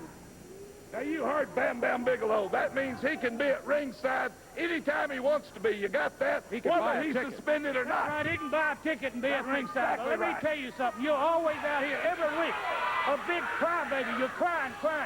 I'll get you in the ring. You're going to wrestle me, big man. I'll get you in the ring, and I'll pin you 1, 2, 3, and then I'm going to strip you down and powder your big fanny and put a diaper on it and let you walk out of that building crying, young man. Let me tell you something, you senile old fossil. You only told one side of the story like you always do. If I beat you, or should I say, when I beat you, I get to be the promoter for a week, and then I'll book some high-class matches, and they can see how real promotion is run by Ronnie P. Gossett. You got that? And if you didn't have those glasses on, I'd knock your head off and slap that pacemaker into the second rope. Well, just let me tell you something, Ronnie Gossett. Don't let my glasses touch. Get up in that ring right now. There you are. Hey, you knocked your glasses in the floor. Oh, come on. Got that.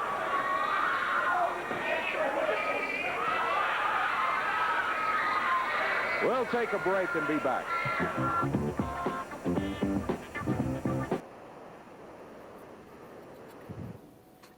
Comments about Bam Bam Bigelow. Start with Pat. That's a lot to unpack there, Randy. I will tell you, and you could see it there, and I guess it was I don't know if it's a dark side of the ring or WWE thing or what, but I don't know a big guy that could move like that in the history of wrestling. And if you could think of one, I'm happy to hear it. But my gosh, that guy could move. But Ronnie Gossett, I understand he was as big a mess behind the curtain as he was in front of the curtain, and but I'm not sure he was the best manager for Bigelow, but I sure like listening to him talk. There were five Ronnie Gossetts in my hometown. Everybody knew a Ronnie Gossett. That's for sure, Pat. You know what's funny? I just looked up asshole on Twitter, or I'm sorry, on Wikipedia, and there's a picture of Ronnie Gossett. Right. It's amazing. It's right there. Let me tell you something. Ronnie Gossett, and first of all, let me say this about Bam Bam Bigelow. You're absolutely right, Pat, and Randy. I know you and I have had this conversation about Bam Bam Bigelow before. We had a lot. He came out of New Jersey, and they didn't let him do a lot of talking further on in his career. And that interview was probably one of the hottest heat interviews or get heat interviews that he'd made. But when Bam Bam Bigelow was in the ring, it was like watching Jeff Jarrett as far as quickness and speed and agility. And he was trained well. And as his career as he got more experience, you could just watch his career just get better and better and better. And that's Bam Bam Bigelow. And and Ronnie Gossett, Ronnie and I got to be good friends in the mid 2000s, and he was going through some rough times, and we spent some time together. Had lunch a couple of times. I drove up to Chattanooga. He had to go to the doctor. I took him one time to the doctor. Ronnie had a magical mind, and I always thought, and I may be way off base on this, but the way that Jerry Jarrett's and his creative mind worked, it was like Ronnie Gossett's, but sometimes it would sputter. And it was still creative, but it sometimes would sputter. And then when it would sputter is when you would get these extemporaneous moments about calling Eddie Marlin an old fossil, you know what word he wanted to say, but he didn't say it on TV. So, I mean, I have a lot of professional respect for big, fat Ronnie Gossett, as he was called. And Lawler would use him, and he'd use him as a buffoon, but then he'd use him and put him over as a manager. But, Ronnie Gossett wanted to be in the wrestling business so badly that he sold half of Nick Goulas's territory when it wasn't for sale. And the woman that bought it came to Nashville and came to the office, and Nick wanted to see the books and wanted to see what she just bought. And Ronnie Gossett, and I'll never forget Nick Goulas saying, that son of a, he called him every name he could think of in the books, sold my company. And after it was over with, and Nick went off, and he was mad, and he was furious, and he was going to get lawyers and go send Ronnie Gossett to jail. But behind the scenes, Nick Goulas had a big laugh about that. And I can remember him telling me the story, and he said, he said, that crooked, big, fat SOB, bad word. And then he said, but it was funny. I'll never forget Nick laughing about it after it was all over with. It's pretty serious, I think, when the old lady or the lady was there wanting her part of the territory. But Ronnie Gossett all you can say is he was a character. And wrestling is full of characters, and that's what makes wrestling what it is. And Pat, your thoughts on Ronnie Gossett and Bam Well, I mean, I remember Jerry saying that the last time he saw Ronnie had a deal and wanted to borrow some money, and he said, "Ronnie, your credit's no good anymore." And that was the last time he saw him. But I agree with something I heard that the people that got took by Gossett were too embarrassed to sue him because they didn't want to admit they had been hoodwinked by him. So. He's legitimate. Yeah, he was what? Apparently, there was no character there, and I obviously never met him. But based on what I've heard from Jerry and Michael and others, he was what he was. Randy, what was your relationship with Ronnie? I know you guys had some. Yeah, I didn't like him at all. I thought he did a good job when Lance Russell left and they brought him in to be the heel commentary. That was horrible. Then when he went as a heel manager, I thought he was exceptionally good. I thought he was just very good, but you couldn't trust him. He was possessive of Jeff, didn't want anybody to ride with Jeff but him. Just a pain in the ass. Eddie Marlin could not stand him. Absolutely. And he couldn't stand Eddie Marlin as well, and he couldn't stand Jerry Jarrett. And as Randy says, he was a guy that everybody could hate. He made it real simple. Let's put that up there. He made it pretty simple.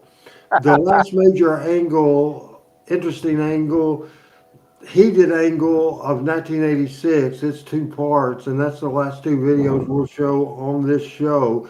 This is most heated angle, part 1 in Memphis Wrestling history. This is 9 minutes 37 seconds, something like that.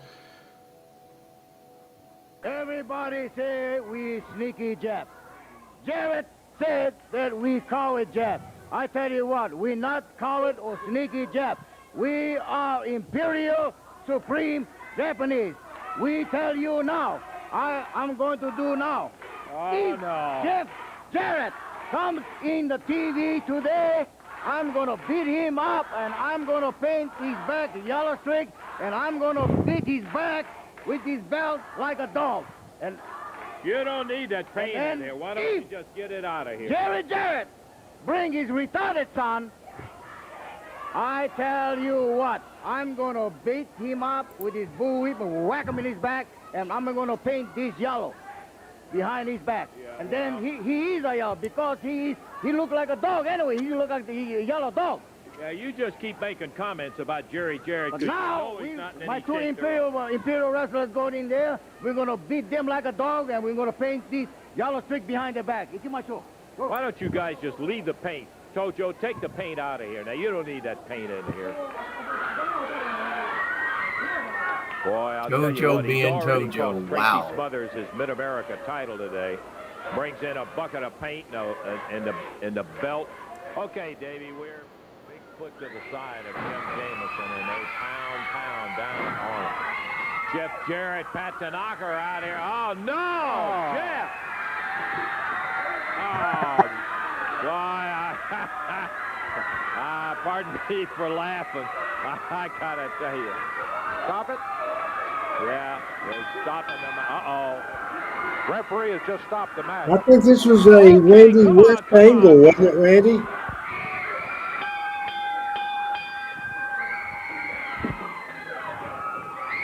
Pat Tanaka hit on the head with that paint can, and now he is just killed.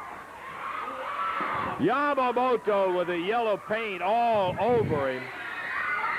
Where Man, there was a Jarrett and mess Tanaka at sneaked the up behind studio him. that Saturday morning. Tojo Look how holding stiff Jeff and beating Tojo. Jojo is being. Tanaka is unconscious and Goto's still kicking. Jojo didn't want to hurt him. He was slow motion. Yamamoto alternately hitting him with that. Come on, Tojo.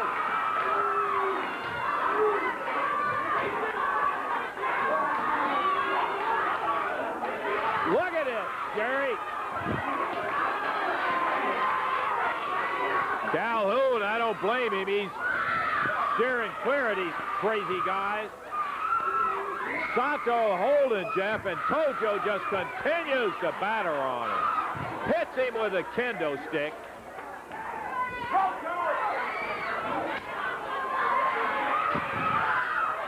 And Yamamoto just continues to batter. I think away, Tojo's and getting tired of Goto- hitting him so many times.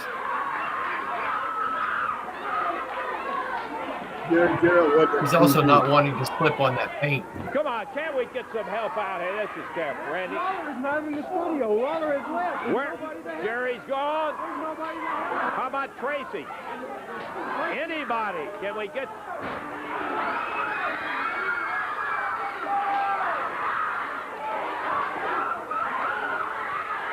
Let's get some help. Eddie. Here comes Eddie Marlin. Uh-oh. Goto drops him down there. Tojo! Will you get away from there and get out of here? Take a... Coward. The time, if you want You me. beat him out with a stick in there, and you hit him with a belt, left him... Now I'm going to be his father. You understand? Where is Jerry Jarrett? Where is the coward Jerry Jarrett? Yeah, he doesn't happen to be here today, and I'll tell you, you wouldn't be doing... Will you guys quit that? Come on. Sato, Goto, leave him out. Get out of here. Boy, I'm telling you.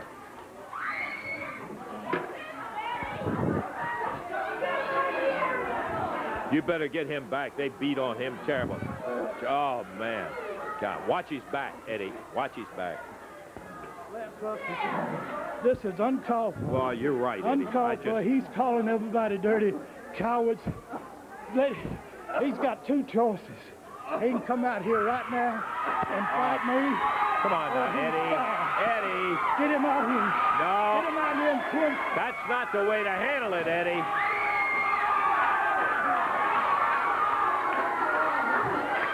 Eddie's talking about firing Tojo if he doesn't come out, but I don't think that's the way to handle it. You need to help Jeff out of here.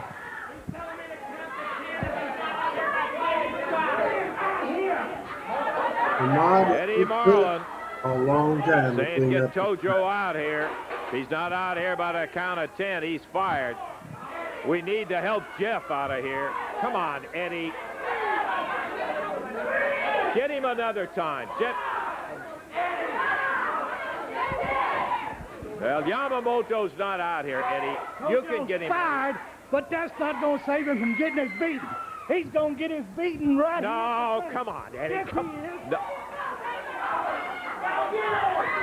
Eddie! I tell you, what a mess. This is... Well, thanks to Yamamoto and all of them, we come up here, we got the paint in here. They were going to paint somebody on the back. They ended up getting it dumped over Tojo, which we don't approve of in here. All right, Tojo. We've had enough. Where is it? Hey, come on, Tojo. Where's the Now puck? listen. Where's the puck, baby? Let go of me now. I'm telling you. I'm going to tell you one thing. You're just about to get yourself sued.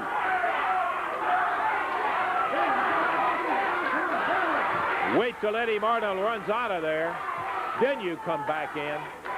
He's not looking for you. You're going to get cheers. Oh, no. As Eddie comes through the ropes, Tojo hits him with salt right in the eye.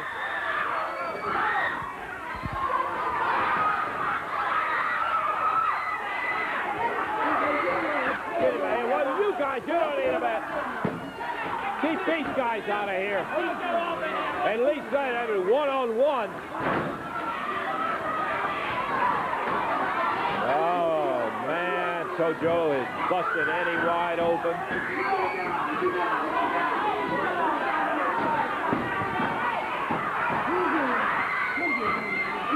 We need some help. This thing is just totally out of control. And Lawler's not back there?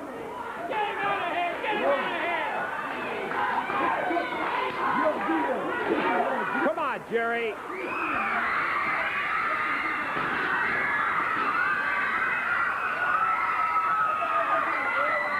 Well, come over and beat him on the head for pulling that. Jumping up there. I'm telling you what, Tojo. You are nothing but trash. Yeah, you're just trash. You're a disgrace to your own people. Come up there and do that. You never did a decent one-on-one thing. I'm embarrassed they even ever thought that you were a friend. Frank, I would guess that he was around 56, born in 30. This was 86.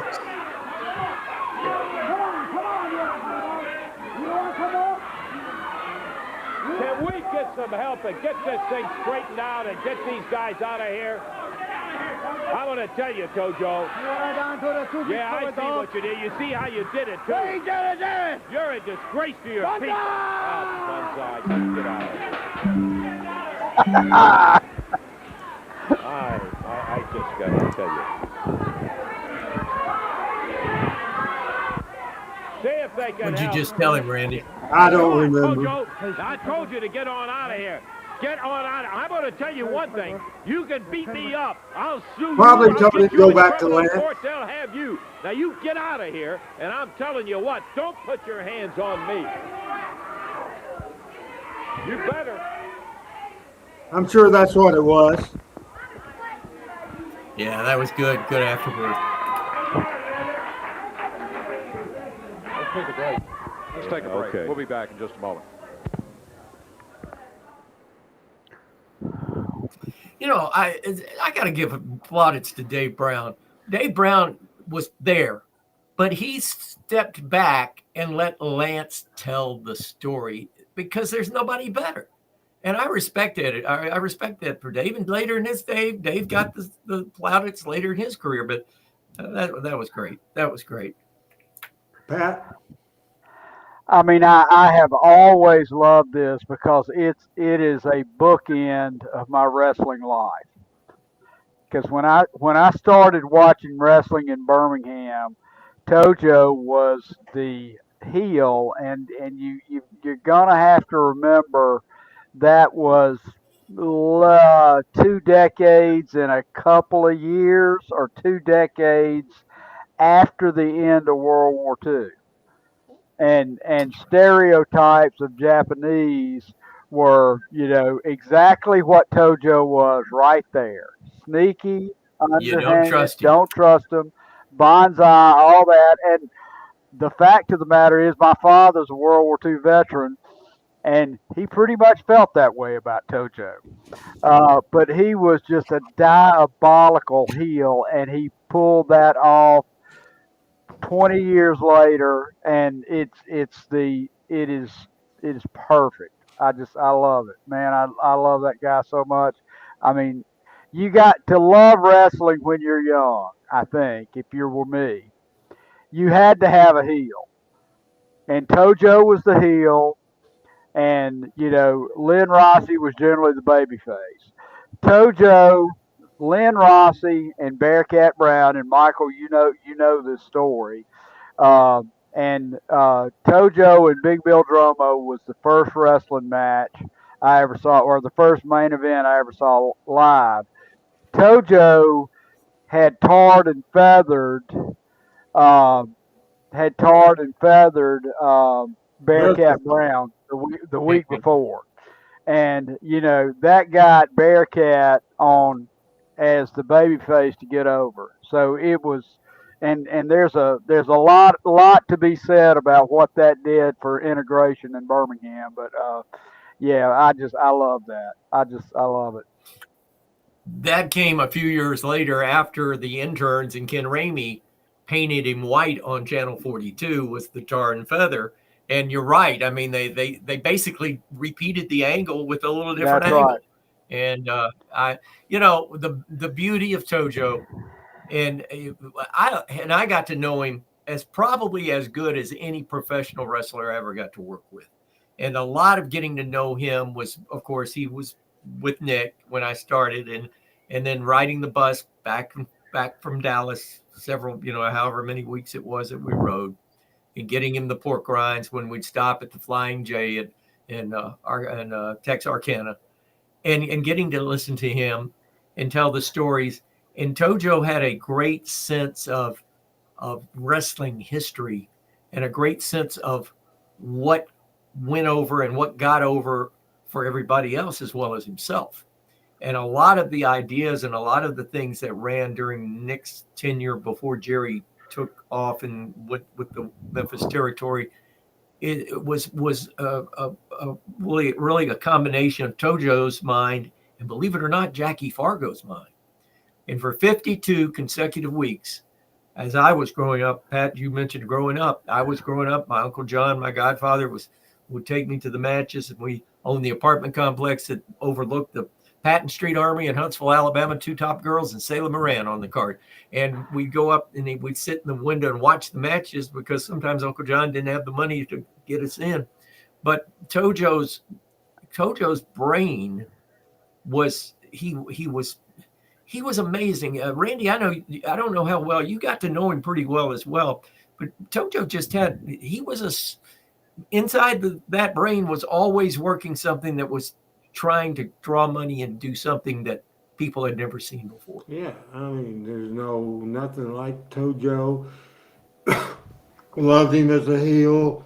That's just so much great stuff. There's no doubt about it. Now, remember in the early 80s, Fucci and Onita, which became big stars, had that run. Tojo was switched heel for the first time in decades, and that drew money. And then Tojo, early in Jeff's career, they put Tojo and Jeff together, and then Tojo turned on Jeff, and that led to here. The most heated angle in Memphis wrestling history, part number 2. This is, it always comes time.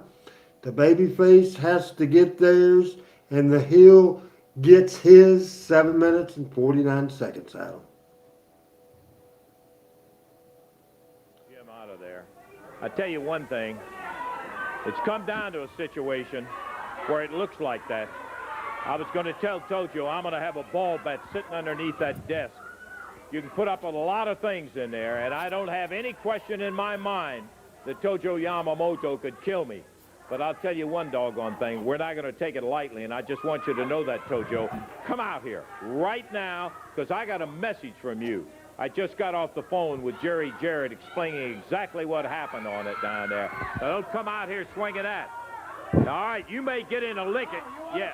No, I don't want to fight you, but I'll tell you what you're not going to do. You're not going to push me around at that. I may only get one lick, but I'll hit you right in the face with this. It's not worth to fight an old man, an old crow like you. Yeah, all right. Well, just remember that, because I'll tell you, if I don't get one lick, it'll be a good one right in the back. I don't want to fight you, Tojo. I'll tell you what you are, though. I said it before. You're trash. You're absolutely a disgrace to your people. You do sneaky things. I talked to Jerry Jarrett. You're screaming, get me Jerry Jarrett. I told him what you did to Eddie Marlin, what you did to his son, Jeff Jarrett, out there. He said 3 words, sign the match. He's not afraid of you. One eye or any of that. Then I'm going to beat that dirty dog. All right.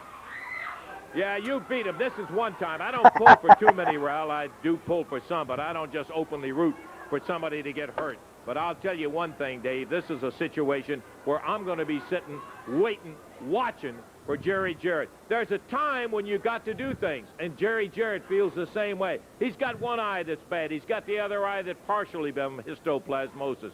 But he is a man, and he's not going to put up with that kind of stuff happening out there, and he will meet Yamamoto in the ring. He'd rather meet him in the parking lot if he was right out here. But the match, he said, and I applaud him for it, sign the match. There's a time you got to do things. The match is signed. We'll take time out, be back in a moment. We got more of it.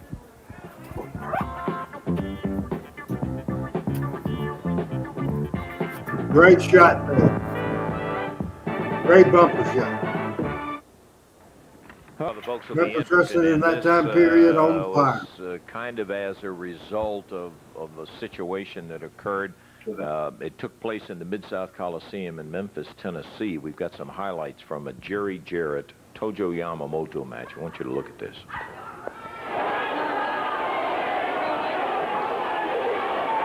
Nice hip toss. Remember, these two guys were once partners, and in addition Jerry to that, Jarrett was Tojo's protege. Rich was Tojo's protege. Absolutely. starts right out working on the arm. That's Frank Morel, his referee, isn't it, Michael? Yeah, definitely. That's the French Angel, Frank Morel. Exactly what Jerry said he was going to do. He's going to break his arm. Well, you know, I got no love for Tojo, but I'll tell you, when he put that Japanese bar on it, he's doing it again, Eddie. You know, there's a point of where it goes beyond wrestling in there. Tojo should have thought about that in the weeks behind us, Lance. I have no sympathy for him whatsoever. There was a distinct pop when Jerry put that Japanese armbar. He's beating on his arm now. Yamamoto. Leave him alone, Frank. Screaming as Jerry still pounding on the arm. Pushes referee Frank Morel back. And he is still going after it as he pulls Jarrett off. Here comes Sato, Goto, Jeff Jarrett, Pat Tanaka. Minute and 32 seconds. I believe, I'm certain that Jerry he broke his arm, Randy. That's what he said he's going to do. Here comes the ninja. He said he'd break it, and he did. Nobody deserved it any more than Yamamoto, the ninja being manhandled by the referee. With Sato and Tanaka down there, Jeff Jarrett and Goto and Tanaka, Sato and Jeff Jarrett. Here comes the king.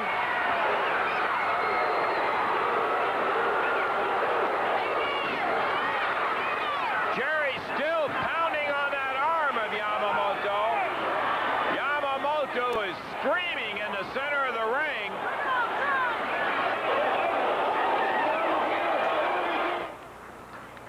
Yeah, just a comment or two.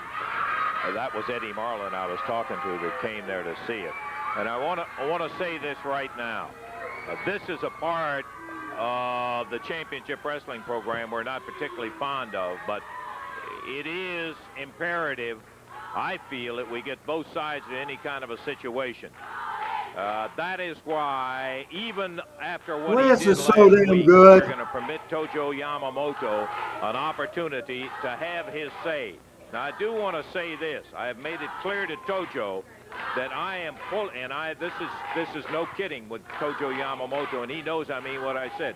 I will sue you if you lay your hands on me and start beating on me, Tojo. Now, what I'm going to do is tell you that you've got a minute and a half to say what you want to say, and I'll stand here and hold the microphone. You give me a microphone. Only what will you say 1 minute?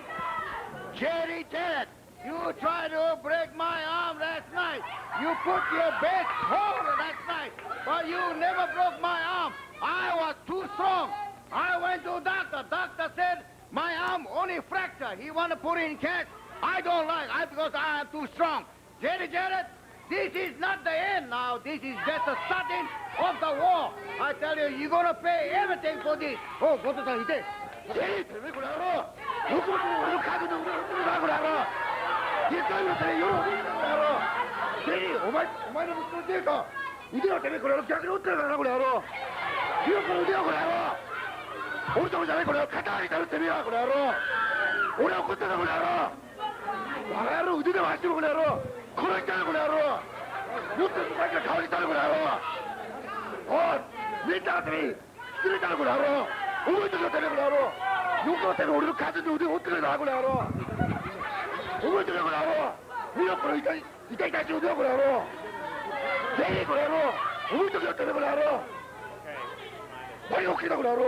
For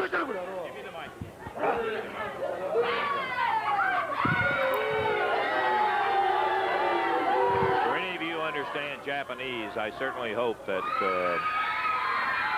that was permissible for broadcast because he did it.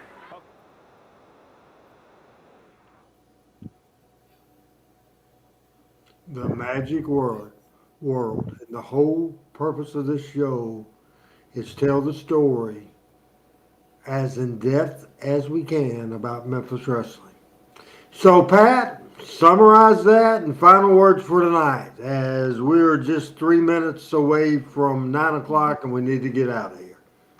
I mean, that just was a great way to end the show and end a great year in looking at Memphis wrestling. I mean, you started with the advent of Jeff and go through all of Tojo's return, and I loved every minute of the day, and I love being with all our friends today. Next week, I'm going to try to find more stuff from 86, 87. We'll start 87 the year. A lot happened, including the big haircut, Lawler and Idol, Paulie, Tommy Rich underneath the cage, a lot of stuff at that. About 45 seconds. Sum it up, Michael, and then I'll close us out. What you've heard of going off hot? We're going off hot. That's how good it is. We're going off hot. I'll summarize it. Fantastic. You just don't see it these days. So long, everybody. All right, everybody. Remember, no shows on Monday. The Power Pro run is done. Thanks to Adam Dunn, to Michael St. John, to Pat Trammell. Thanks to Randy West, who was in the house tonight making his comments.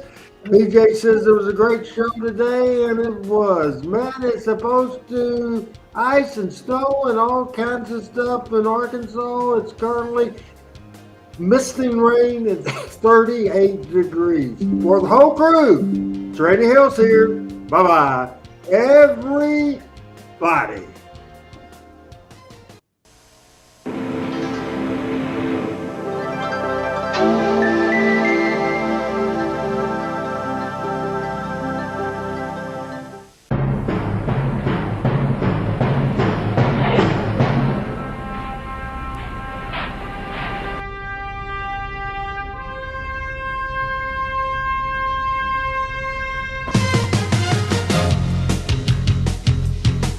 Talking Memphis Wrestling with Randy Hales and special guests.